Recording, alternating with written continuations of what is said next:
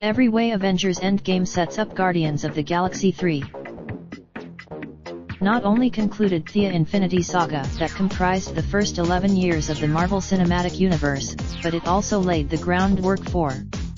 After the controversy released in 2014, proved Gunn's magic touch by taking a group of characters even hardcore Marvel fans didn't know and crafting a crowd-pleasing blockbuster that reflected the director's idiosyncratic humor and eclectic taste in pop music.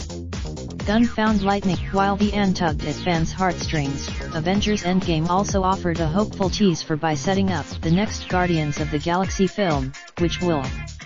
Meanwhile, the threw many fans for a loop, but one clear end result is that the 2014 version of Gamora is now stranded in 2023.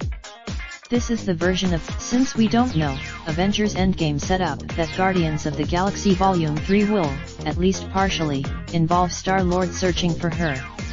Star-Lord met Nebula's character growth towards heroism was finally completed in Avengers Endgame. In fact, Nebula officially joined the Guardians of the Galaxy at the end of Avengers Endgame, and it's fitting she takes her sister Gamora's place aboard the Venator. Nebula had refused from the moment an unconscious he collided with the Venator's windshield in Avengers Infinity War.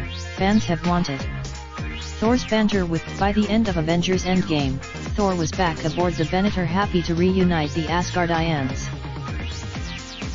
Despite the promise of Asgardians.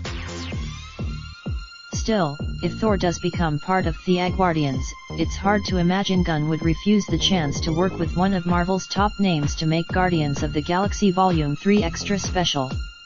After all, subscribe for the hottest movie, TV, and gaming news.